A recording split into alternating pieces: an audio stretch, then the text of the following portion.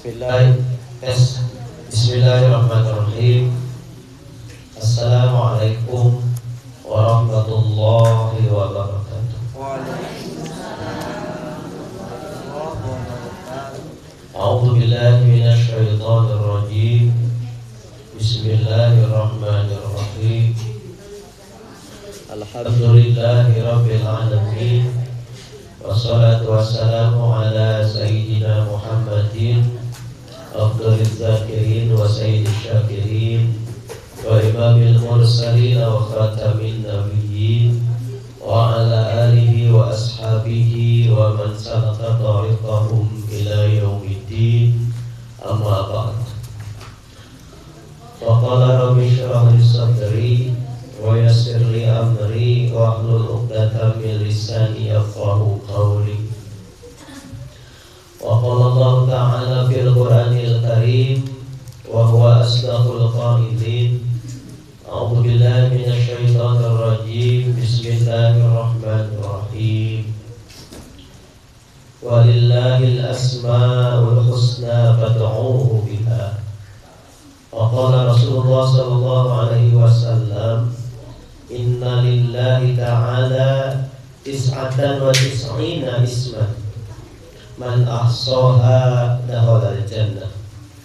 Shadaqallahul azim wa shadaqa rasulul habibul karim wa nahnu ala dzalika minasyahidin wa syakirin walhamdulillahi rabbil alamin. Puji syukur senantiasa kita panjatkan kehadirat Allah Subhanahu wa ta'ala atas limpahan nikmatnya kepada kita semuanya sampai detik saat ini, terutama nikmat iman, nikmat Islam, nikmat kesehatan, juga nikmat-nikmat yang lain yang kita rasakan dalam hidup kita. Mudah-mudahan Allah memberikan kita kekuatan untuk senantiasa mensyukuri nikmat apapun yang Allah berikan kepada kita semuanya. Termasuk nikmat di pagi hari ini, kita masih bisa melaksanakan salah satu kewajiban kita sebagai seorang muslim, sebagai muslimah, yakni talabul ilmi, tafaqquh fid-din. Semoga ilmu yang kita dapatkan adalah ilmu yang bermanfaat untuk kita dan orang lain. Amin ya Allah ya Rabbal alamin. Salawat dan salam semoga senantiasa Allah limpahkan kepada junjungan kita Habibana wa Nabiyana Muhammad sallallahu alaihi wasallam, keluarganya, para sahabatnya, dan kita sekalian umatnya sampai hari kiamat. Yang saya hormati dan Allah muliakan Al-Ustaz Mahfud Syahid, senantiasa mudah-mudahan beliau diberikan kesehatan, keluasan rezeki, dan kelancaran dan kemudahan dalam setiap urusannya, dan dilimpahkan keberkahan. Doa yang sama untuk kita semua jamaah yang dimuliakan Allah Subhanahu wa ta'ala. Mudah-mudahan kita juga senantiasa mendapatkan nikmat dari Allah berupa kesehatan, keluasan rezeki, dan keberkahan dalam hidup kita.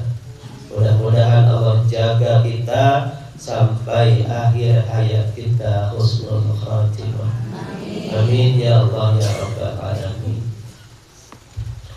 Jamaah yang dirahmati Allah Subhanahu wa ta'ala, di pagi hari ini saya merasa tidak nyaman ketika menyampaikan ilmu tentang Asmaul Husna di tempat lain, tapi tidak disampaikan di majelis kita.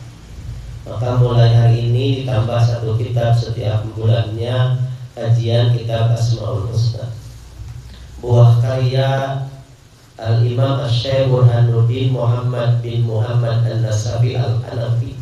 Madhabnya Hanafi, bukan Syafi'i. Tapi tidak jadi masalah, karena imam mazhab kita ada 4: Imam Malik, Imam Syafi'i, Imam Malik, Imam Syafi'i, Imam Hanafi, dan Imam Hambali. Jadi 4. Itulah 4 mazhab yang secara kaidah akidah gitu maksudnya ya, syariah, fikih terutama itu mazhab yang ada dalam ketetapan jumhur ulama secara umum ya. Maka kita tidak menjadi masalah mengkaji ilmu-ilmu dari mazhab yang, apalagi kita yang belum pernah mengikrarkan diri sebagai satu mazhab. Kita dari kecil memang mungkin akrab dengan tata cara fikih Imam Syafi'i mungkin dan kitab-kitab Syafi'iyah di pesantren, tetapi kita belum pernah mengikrarkan diri saya mazhab Syafi'i. Kata Syekh Taqiyuddin An-Nabhani, kalau seseorang sudah pernah mengikrarkan bahwa saya mazhab Syafi'i, maka dia harus komitmen dengan mazhab Syafi'i. Dia tidak boleh sembarangan berpindah kepada mazhab yang lain. Tapi kalau seseorang tidak pernah ikrar diri mazhabnya apa, maka silakan dia mau mengikuti mazhab yang mana dalam amaliyah ibadah dia. Maka hari ini insyaallah ya, Allahumma awasil sawaba ma qara'nahu wa ma darasnahu wa ma yu'allimuhu ila Burhanuddin Muhammad An-Nasafi Al-Hanafi. Al-Fatihah. A'udzu billahi minasyaitonir rajim. Bismillahirrahmanirrahim. Alhamdulillahirabbil arrahmanir rahim maliki iyyaka na'budu wa iyyaka nasta'in ihdinas siratal mustaqim siratal ladzina an'amta 'alaihim ghairil maghdubi 'alaihim waladdallin. Amin. Halo tes.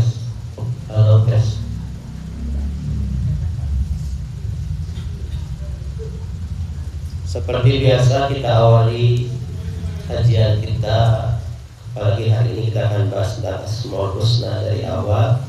Kita mulai dengan zikir Asmaul Husna. A'udzubillahi minasyaitonirrajim. Bismillahirrahmanirrahim.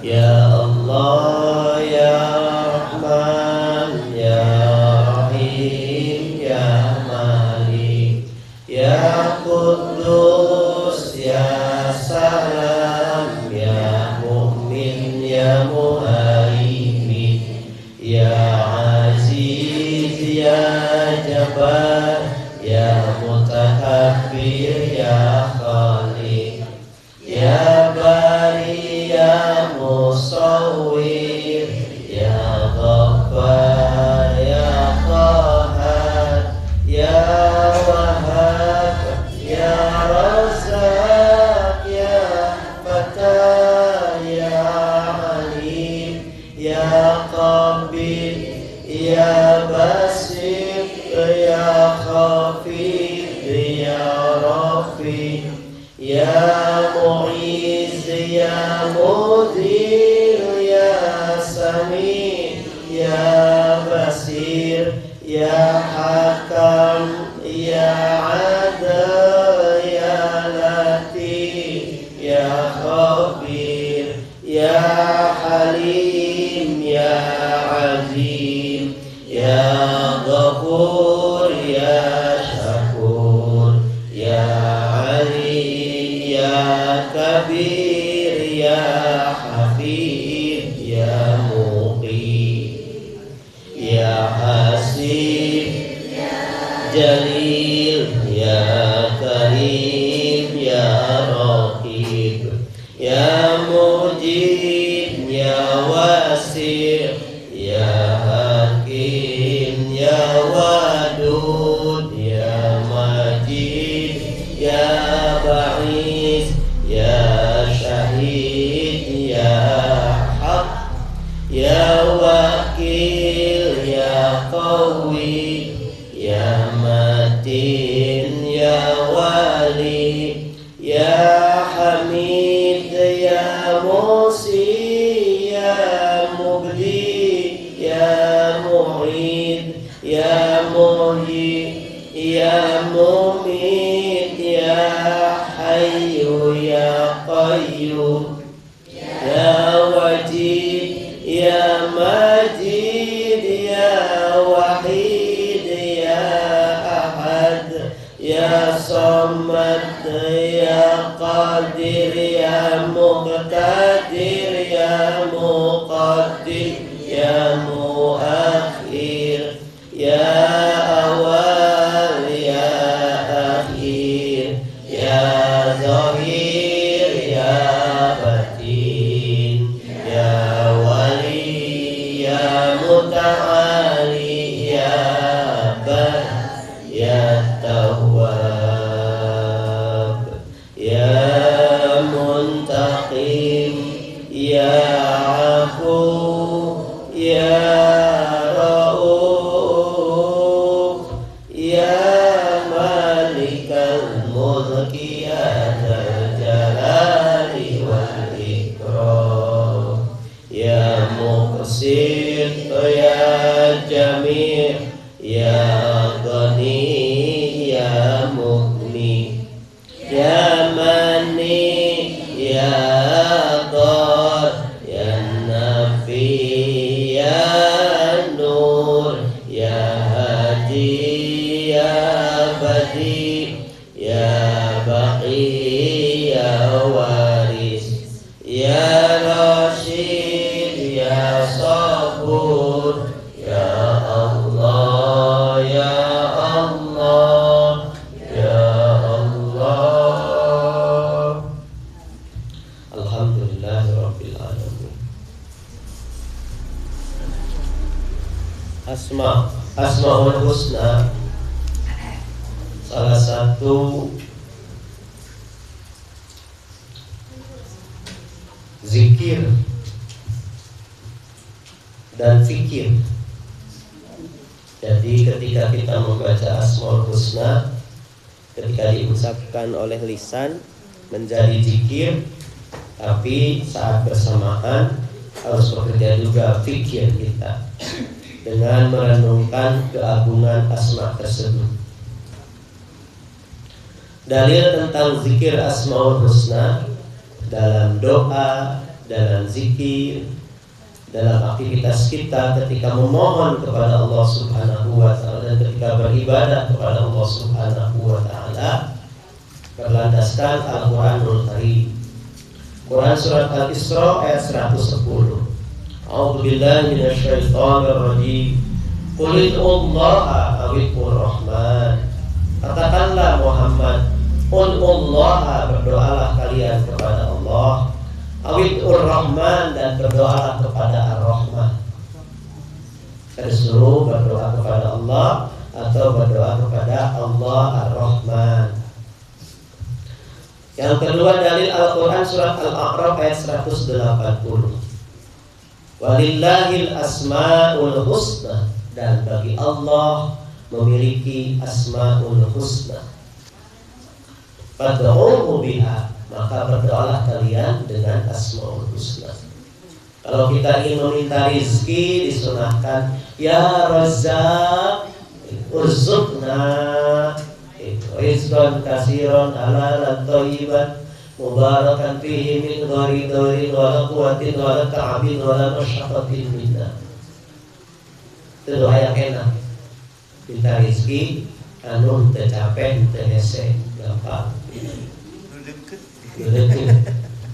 Allahumma rzuqna rizqan katsiran, banyak. Mubarakan fihi, diberkahi, min ghairi haulin wa quwwatin wa ta'abin, gitu.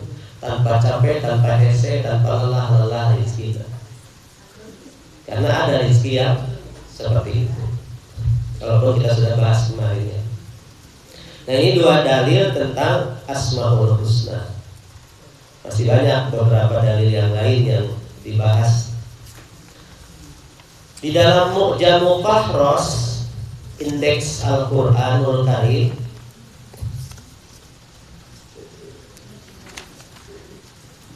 indeks Al-Quranul Karim, saya menemukan catatan yang sangat lumayan penting kita ketahui karena halamannya terpisah-pisah.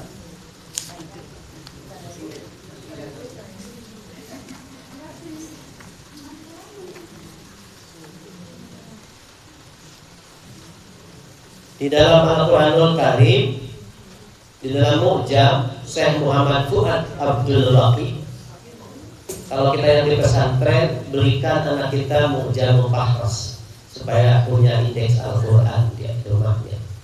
Ya, Mu'jam Muqahras. Paling juga harganya sekarang berapa? Paling juga 200 ribuan mungkin. Di Mu'jam itu disampaikan oleh Syekh Fuad,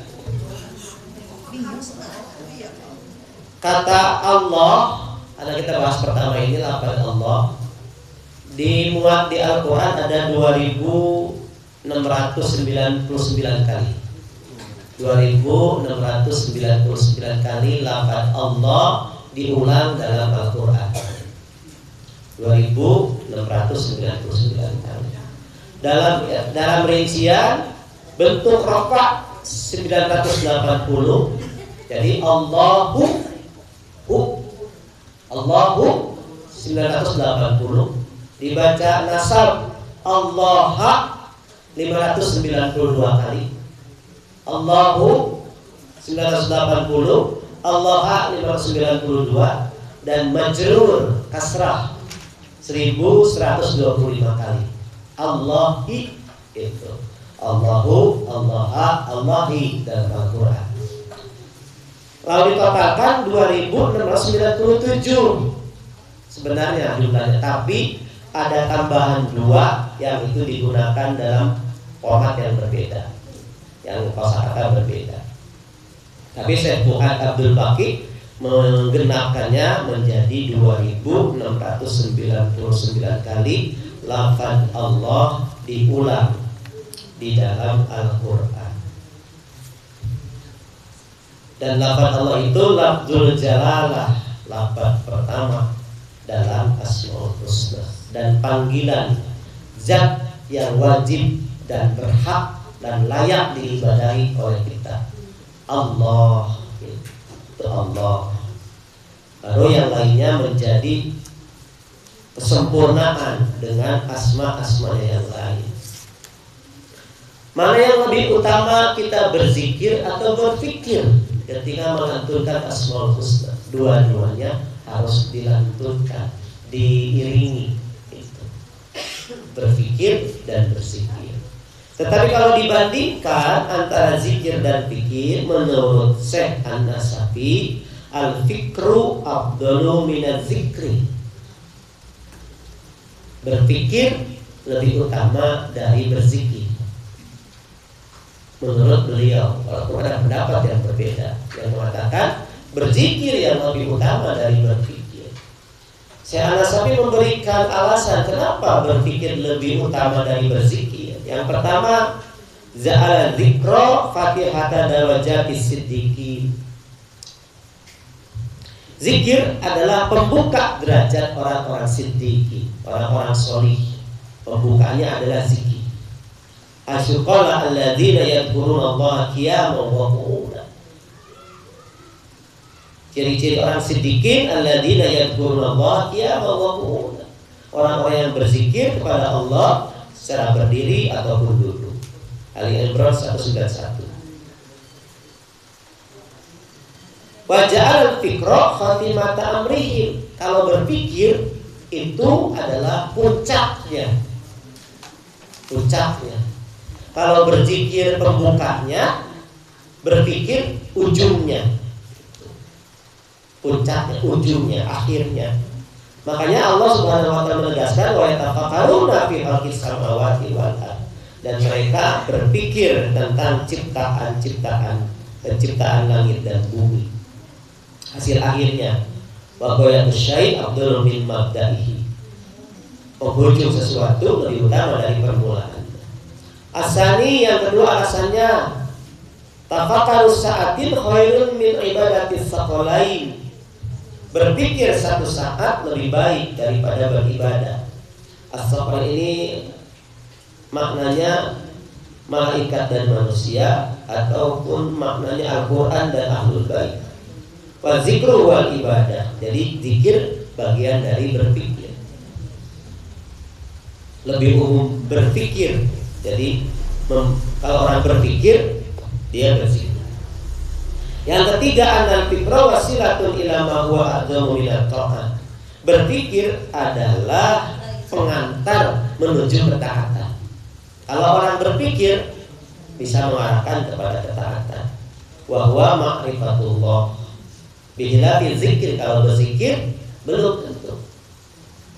Tidak selalu zikir itu memicu ketaatan. Kalau berpikir, orang berpikir. Pikir tentang ciptaan Allah, kemudian dia taat. Kalau berzikir tidak. Berzikir kan mengingat. Ada yang salah paham orang. Ada orang aliran zikir, maksudnya aliran beda dengan zikir kurang pada umumnya. Itu sekadar zikir, sekadar eling. Tapi itu syariah. Eling, pas saat sholat eling. Saat puasa eling itu zikir, tapi tidak memicu memotivasi untuk taat. Yang keempat, al-fikra talabun nafsaniyun litahqiqi ma huwa minal lawazim. Berpikir itu adalah tuntutan jiwa. Tuntutan jiwa. Ayakun asyakku alal badan.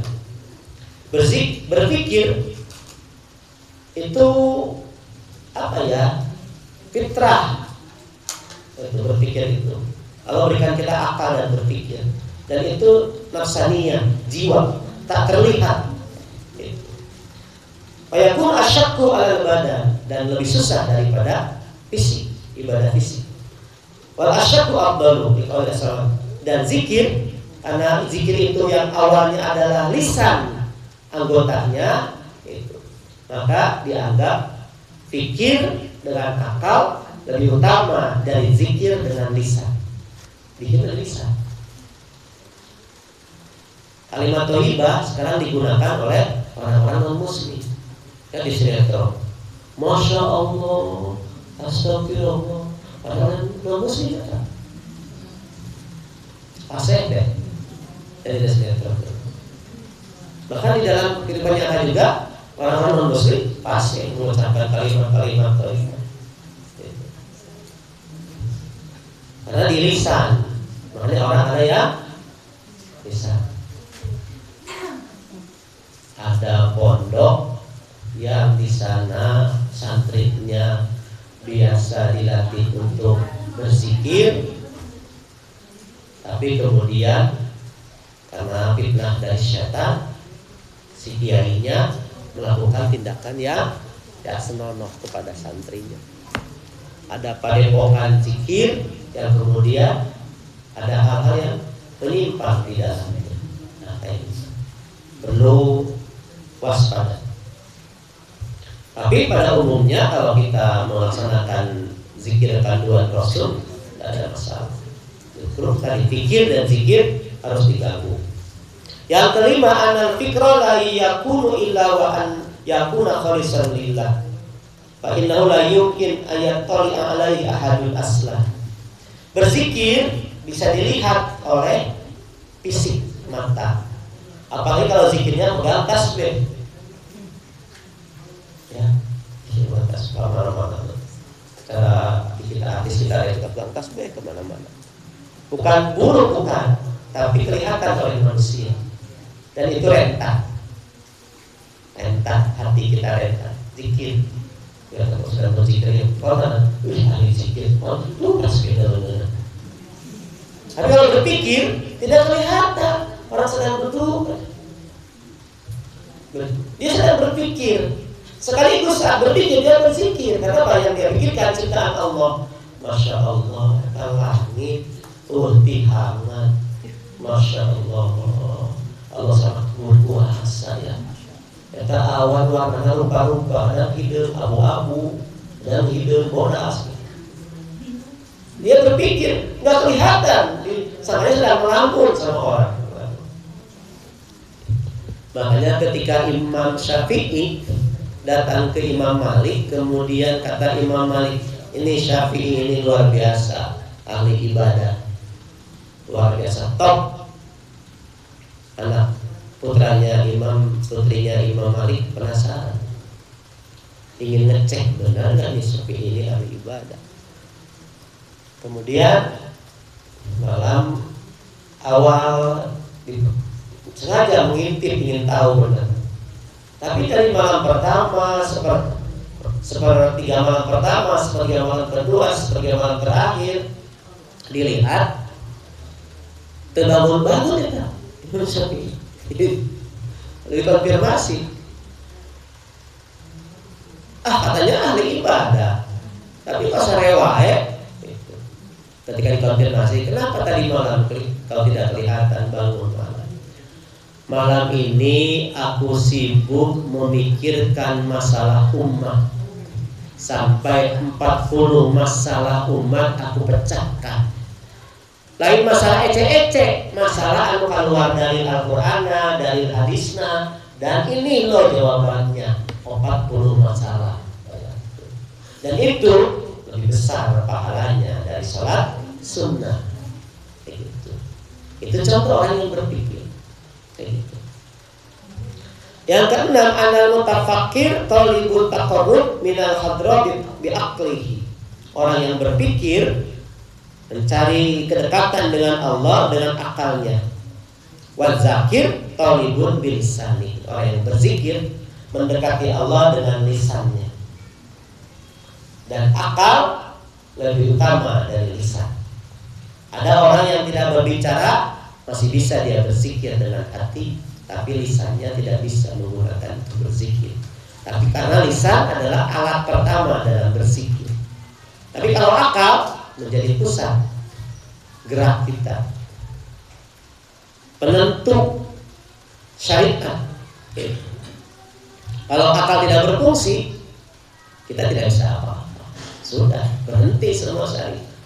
Kalau zikir kita berhenti, lisan kita berhenti, misalkan lidahnya mengalami kecelakaan dan tidak bisa berbicara, tidak jadi masalah. Masih banyak anggota lain yang bisa kita lakukan untuk ketaatan kepada Allah Subhanahu wa Ta'ala. Yang ketujuh, anal fikra amalul qalbi. Berpikir adalah amal hati, wa zikru amalul lisan. Zikir adalah amal lisan. Wal qalbu afdalu minal lisan. Jadi berpikir, Imam Syekh Yusuf Qaradawi menyamakan akal itu dengan hati. Berpikir, merasa, merenung itu hati, akal. Jadi kerja hati, akal itu hampir sama, sinonim. Namanya saja yang berbeda. Ketika akal berpikir, hati merasa, nyambung. Gitu. Makanya berpikir adalah amalan hati yang tidak kelihatan. Tapi kalau berzikir, amalan lisan. Hati lebih utama dari lisan. Yang kesembilan, kenapa berpikir lebih utama dari berzikir? Anna tarkal fikri abadan kufur.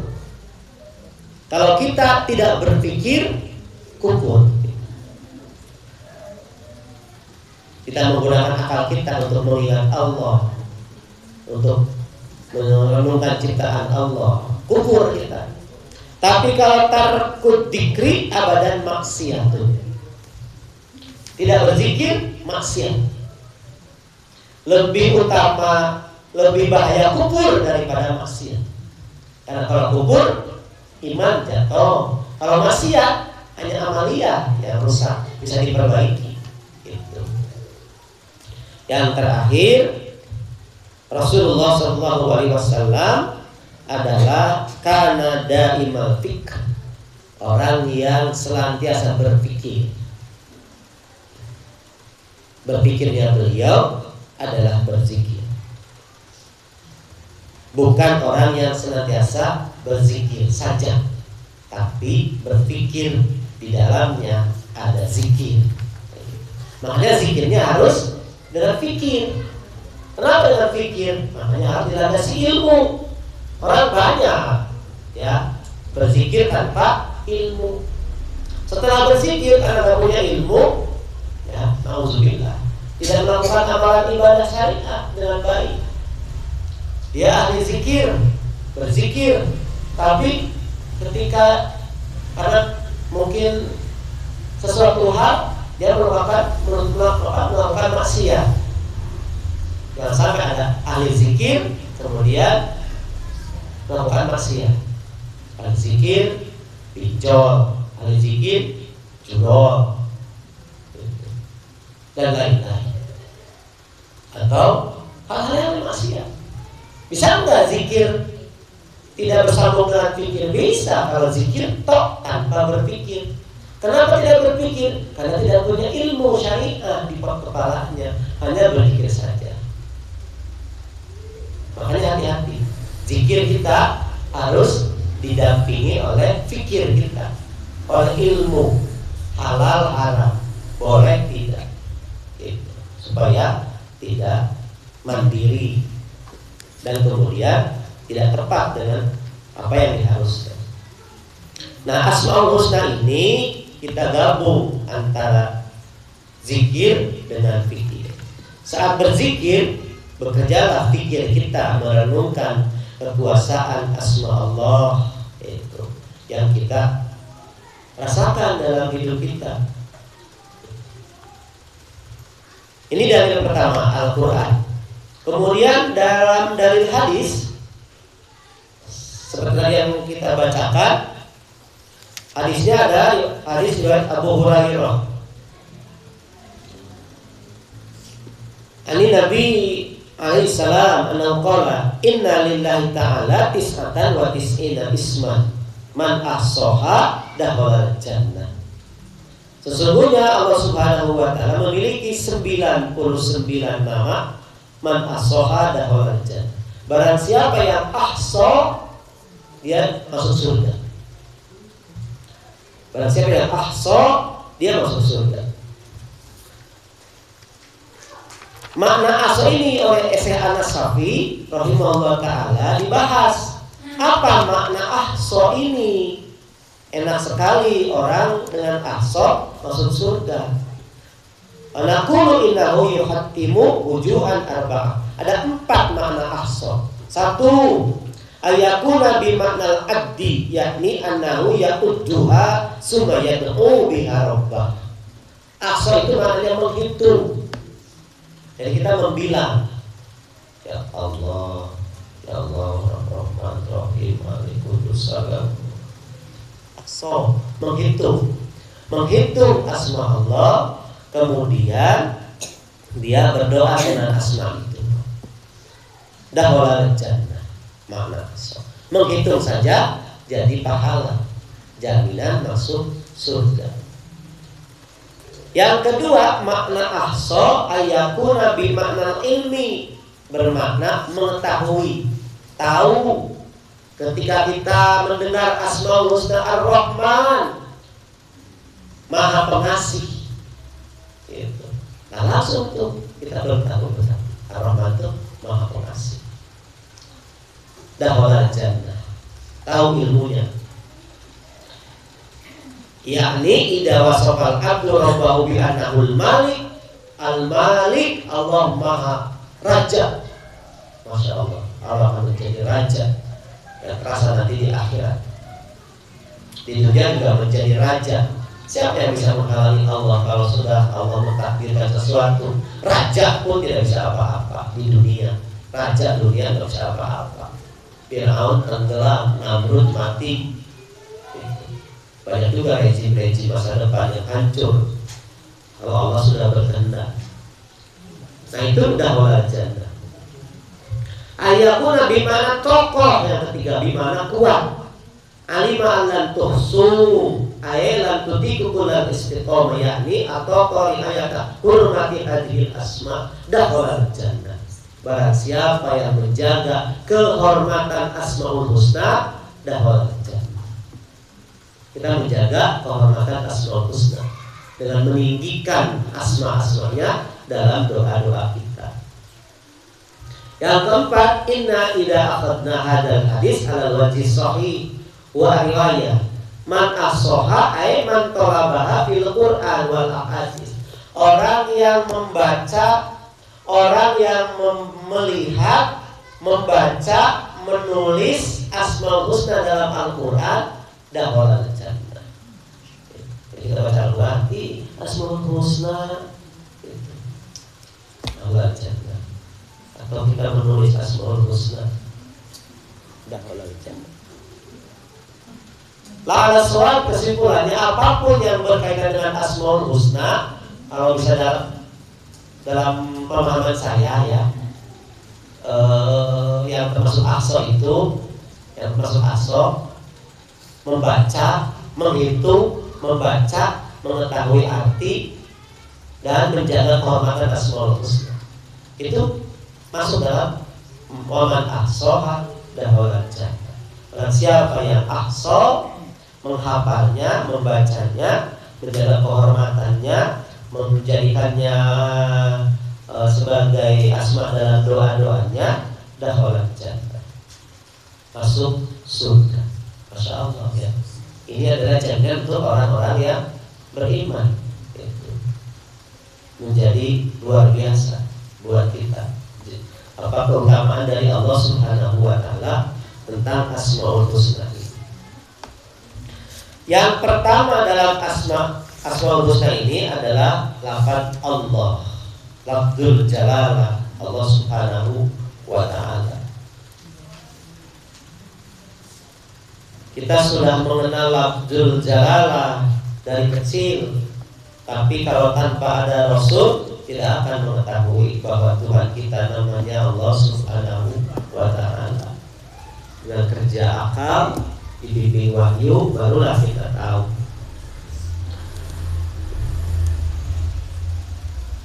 Yang pertama, Syekh An-Nasafi menyampaikan kepada kita, manukila Amin bin Abbas radhiyallahu anhuma, la ilaha illallah. Lafaz Allah ada dalam Miftahul Jannah. Lafaz la ilaha illallah atau asyhadu an la ilaha illallah, pintu kunci surga. Orang yang tidak pernah mengatakan la ilaha illallah, asyhadu an la ilaha illallah, tidak akan masuk surga, tidak punya peluang untuk masuk surga. Maka dikatakan la ilaha illallah, la nafi'a wa la dhar, tidak ada yang memberi manfaat dan madarat kecuali Allah. Wala mu'izza wala muzilla, tidak ada yang mengagungkan dan menghinakan kecuali Allah. Wala mu'tiya wala mani'a illahu, tidak ada yang memberi dan menghalangi kecuali Allah Subhanahu wa Ta'ala. Yang kedua, la ilaha yurja'afuhu, tidak ada Tuhan kecuali yang diharapkan ampunannya kecuali Allah. Wa yurja fadluhu, diharapkan karunia-Nya. Wa yukhafu adluhu, ditakuti keadilannya. Kalau ditakuti keadilannya, karena adil berkaitan dengan tindak kezaliman. Allah itu zat yang maha adil.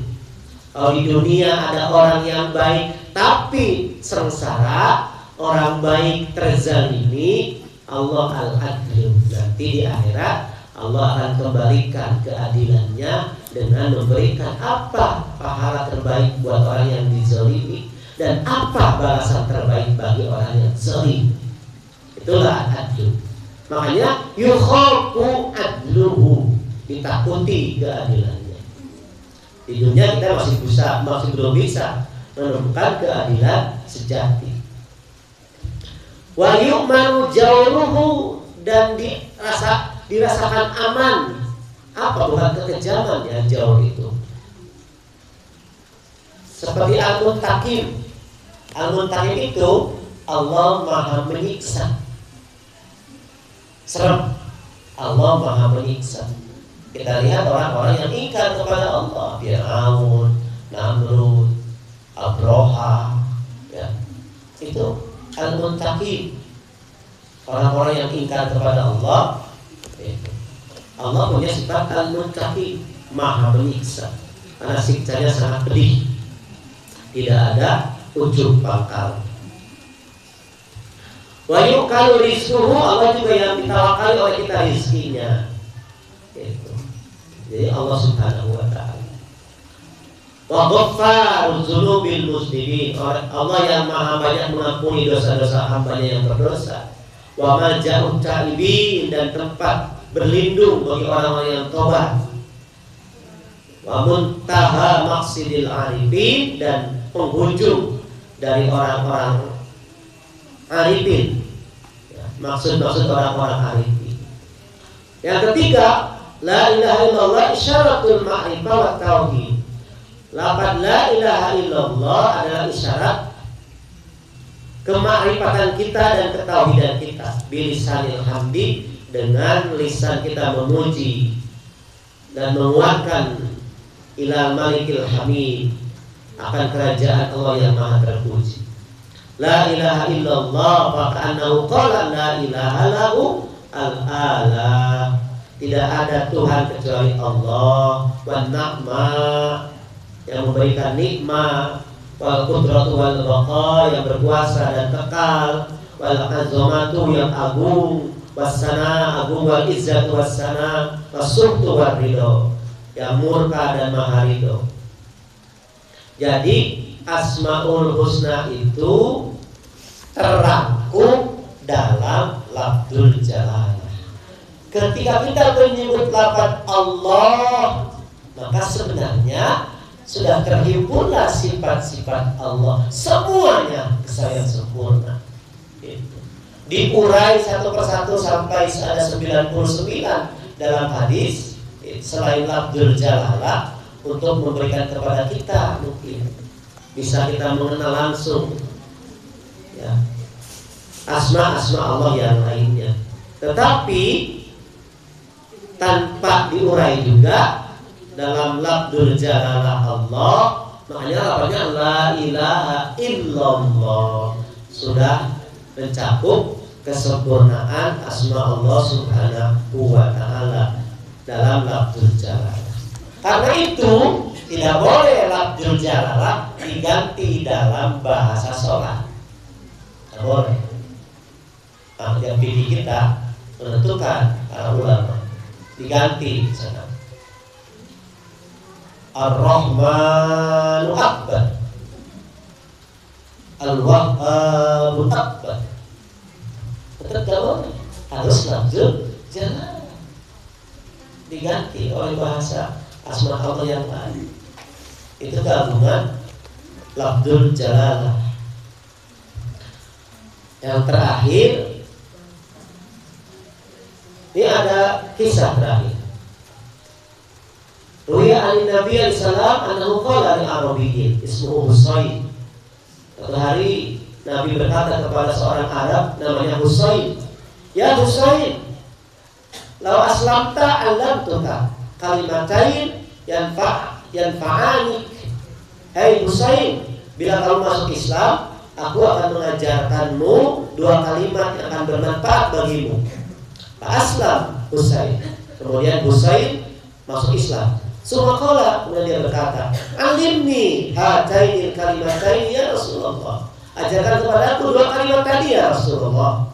Kemudian faqala Islam, maka Rasul menjawab, "Qul," katakan olehmu, "Allahumma alhimni rusydi." Ya Allah, berikanlah aku petunjuk. Wa izni min syarri nafsi, dan lindungilah aku dari keburukan diriku. Nah, itu apa yang diajarkan oleh Rasulullah SAW kepada Husain. Depannya Allahumma, ya Allah, alhimni rusydi wa izni min syarri nafsi. Allah dijadikan tempat meminta dan tempat berlindung. Yang terakhir kalimat syahidallahu annahu la ilaha illahu. Bacaan kita dalam zikir, ya, dalam zikir. Bersaksi Allah, sesungguhnya Allah tidak ada Tuhan kecuali Dia. Keagungannya terhimpun dalam lafzul jalalah. Itu. Nah, ini bahasan pembuka untuk Asmaul Husna di pekan ini. Bulan depan kita akan menuju bahasan yang kedua, Ar-Rahman dan Ar-Rahim.